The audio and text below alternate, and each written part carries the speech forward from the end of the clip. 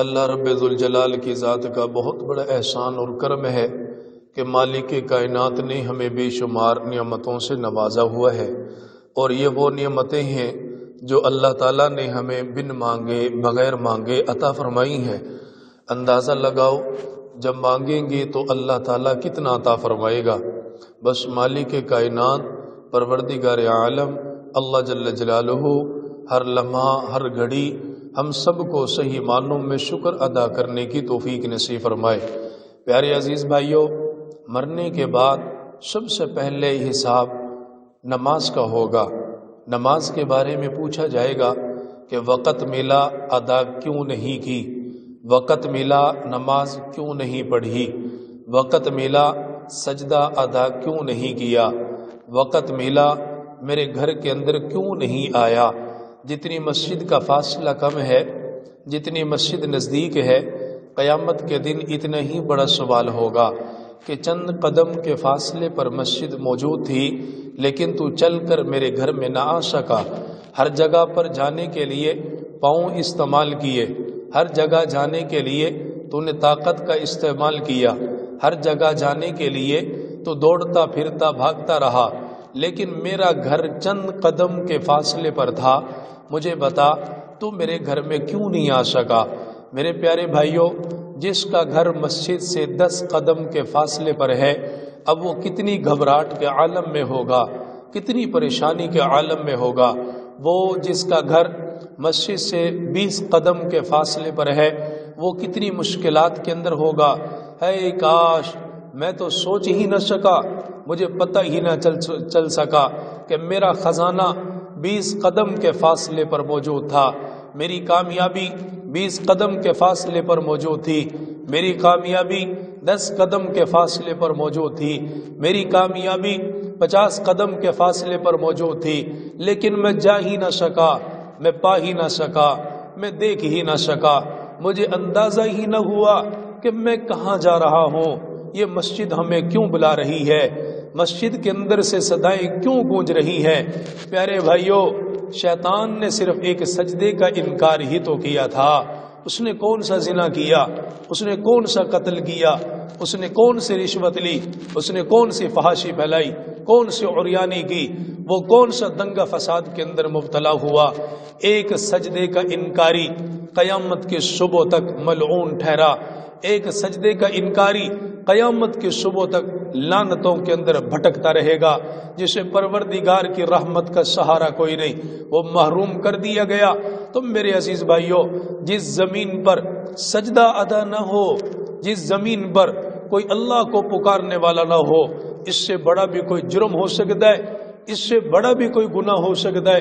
بھائی، گناہ کرنا، زنا کو گناہ سمجھا گیا، شراب پینے کو گناہ سمجھا گیا، قتل و غارت کو گناہ سمجھا گیا، نماز چھوٹ رہی ہے، نماز کا سجدہ زندگی کے اندر سے نکل رہا ہے، کوئی گناہ سمجھنے کو تیار ہی نہیں، کوئی یہ نہیں کہتا یہ بندہ گنہگار، اس بندے سے گناہ ہوا۔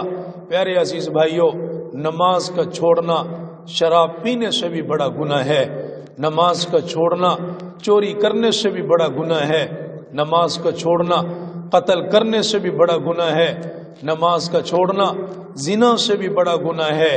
پیارے بھائیوں، اللہ کے نبی نے ہمیں بات سمجھا دی۔ سیدنا موسیٰ علیہ السلام کی نبوت آپ کا زمانہ ہے، اس زمانے کے اندر ایک عورت موسیٰ علیہ السلام کے پاس آئی اور اپنی فریاد موسیٰ علیہ السلام کو سناتی ہے۔ کیا کہہ رہی ہے، کیا کہہ رہی ہے؟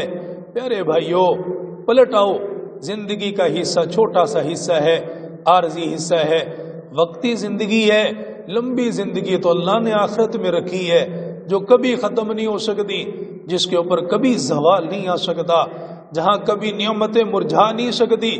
دن بدن نعمتوں کے اندر اضافہ ہی اضافہ، حسن کے اندر اضافہ ہی اضافہ، شباب کے اندر اضافہ ہی اضافہ، اللہ کی طرف سے رحمتیں دن بدن بڑھتی ہی جائیں گی۔ اس وقت کی تیاری کا وقت ہے۔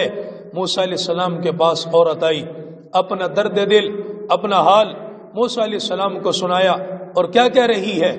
کہتی ہے کہ موسیٰ، مجھ سے زنا ہو گیا، کیا میرا اللہ مجھے معاف کر دے گا؟ کیا میرا اللہ مجھے معاف کر دے گا؟ اتنی بات کہی۔ موسیٰ علیہ السلام کی آنکھیں برسنے لگ گئی، آنکھیں برسنے لگ گئی. اتنا بڑا گناہ. امام الانبیاء تاجدار مدینہ صلی اللہ تعالی علیہ وآلہ وسلم نے ارشاد فرمایا، سیدنا موسیٰ علیہ السلام کے پاس عورت آئی، اپنا درد دل، اپنا حال سنا دیا، مجھ سے قتل ہوا، مجھ سے زنا بھی ہوا، 2 گناہ کر کے آئی ہو، اللہ کے نبی مجھے بتا، کیا میرا اللہ مجھے معاف کر دے گا؟ حضرت موسیٰ علیہ السلام نے بتایا، مجھے بتا تفصیل کیا گیا؟ اس عورت نے بتایا، پہلے زنا ہوا، زنا کے نتیجے کے اندر بچہ پیدا ہوا، اس بچے کو میں نے ذبح کر دیا، قتل کر کے آ گئی، غار کے اندر چھوڑ کے آ گئی، مجھے نہیں پتا درندوں نے کھا لیا، مجھے نہیں پتا بھیڑیوں نے کھا لیا. حضرت موسیٰ علیہ السلام نے سنا، آنکھوں میں آنسو آ گئے، رونے تڑپنے لگ گئے. فرمایا، نکل جا میری بارگاہ کے اندر سے، کہیں ایسا نہ ہو تیرے اس جرم کی وجہ سے اللہ ہمیں بھی ہلاک نہ کر ڈالے. عورت موسیٰ علیہ السلام کی بارگاہ سے نکلی، روتی ہوئی چلی گئی، آنکھوں کے اندر سے آنسو تیر رہے. الہی تو مدد نہ کرے، الہی تو سہارا نہ دے، الہی تو اپنے بندی کو معاف نہ کرے. میں کہاں جاؤں گی؟ کسے جا کر بلاؤں گی؟ کسے جا کر فریاد کروں گی؟ کسے جا کر صدا ماروں گی؟ اس عورت کا پکارنا اللہ کو اتنا پسند آیا، اتنا پسند آیا، آسمانوں سے جبریل امین تشریف لے آئے، حضرت موسیٰ علیہ السلام کے پاس آ گئے. فرمایا، اللہ نے فرما دیا، میرے کلیم ایک عورت روتی ہوئی آئی، اپنے گناہ کو معاف کرنے کا طریقہ پوچھنے لگی، لیکن تو نے کوئی جواب نہ دیا، تو نے عورت کو دھتکار دیا. میرے کلیم کو جا کر بتا دو، اس سے بڑا گناہ بھی دنیا کے اندر موجود ہے، اس سے بڑا عیب بھی دنیا کے اندر موجود ہے، اس سے بڑا فساد بھی دنیا کے اندر موجود ہے. حضرت موسیٰ علیہ السلام نے جب سنا حیران ہو گئے، یا اللہ، قتل سے بڑا گناہ کیا ہوگا؟ زنا سے بڑا گناہ کیا ہوگا؟ اللہ نے فرمایا، میرے کلیم جا کر لوگوں کو بتا دے، وہ لوگ جو نمازوں کی پابندی نہیں کر رہے، وہ لوگ جو نمازوں کے اندر سستی کر رہے، وہ لوگ جو نمازوں کے اندر غفلت کر رہے، فرمایا میرے کلیم ایک نماز کا جان بوجھ کر چھوڑ دینا قتل سے بھی بڑا گناہ ہے، یہ زنا سے بھی بڑا گناہ ہے. تو میری ماں بہنوں بیٹیوں، اپنے گھر کو سنوارو، اپنے گھر کے اندر دین کی محنت کو جاری رکھو. بیماریاں کب لوٹ آئیں، پریشانیاں کب لوٹ آئیں، پھر سجدہ کرنے کو انسان ترس جاتا ہے، موقع نہیں ملتا. وقت دیا غنیمت سمجھو، اللہ کو پہچانو. اللہ ہم سب کو اپنی آخرت کی، قبر کی، حشر کی فکر نصیب فرمائے.